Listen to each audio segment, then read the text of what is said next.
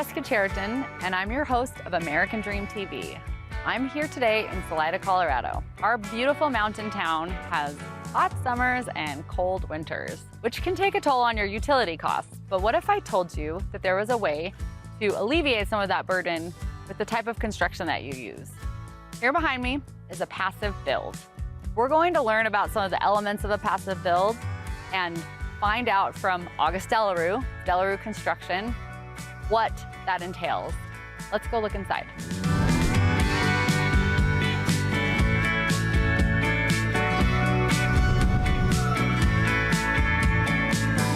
This is August Delarue, and he is a certified passive home builder, one of the only in Colorado. And what do you have to tell us about passive build? Why is it so different than regular construction? Well, passive home concentrates mostly on comfort, Okay. efficiency, and durability. Let's go look at the house and see these things in detail. Let's go check it out. Okay. One of the principles of passive building that we wanted to talk about and look at more closely are the windows. So what's so great about these windows?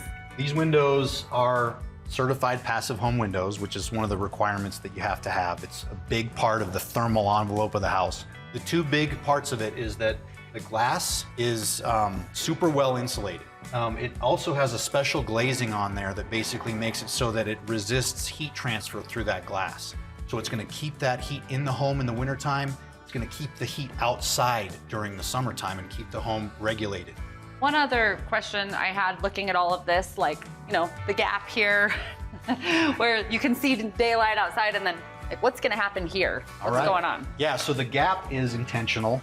It's called the rough opening, and so we're gonna insulate this window between this window buck right here and the window frame from the outside, so that's gonna get completely sealed and insulated. Then the next stage is for us to insulate this double stud wall. So one other thing I'm thinking of when I'm thinking about, you know, fresh air in the house is what do you do if it's so airtight?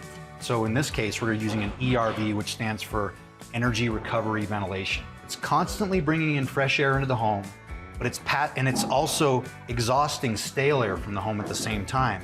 And it's passing those two streams of air over a heat exchanger. These walls look a little weird. Yeah. They're different from what I've seen in new construction homes. Tell me about that. These studs are staggered. You know, these don't line up with these. This is not lined up with your 2x6 wall, so you eliminate the thermal bridge that's created by the stud. Do you need to heat this home if it's so airtight and you've got everything so controlled? Yeah, so you definitely do need to have a little bit of heat. Okay. You can do that in lots of different ways, but there's, you know, we're in a primarily heating environment, and so in this home we use radiant in-floor heating.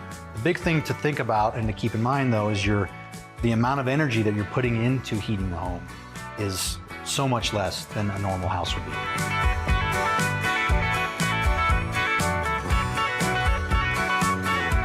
Also, the orientation of the home, I noticed we've been in the sun like this whole time when we've been talking, and we're on the south side of the house. As you can see in here, it's getting flooded with sunlight. We're gonna be able to use that passive solar gain in the wintertime to help heat the home as well. And all these trees out here, leafed out in the summer, that's probably intentional as well. Shading in the summertime helps to reduce the solar gain that you're gonna be getting. And then the trees lose their leaves in the winter and you get the sun. Yeah. So even the landscaping is part of a passive build. Yes. That's really neat.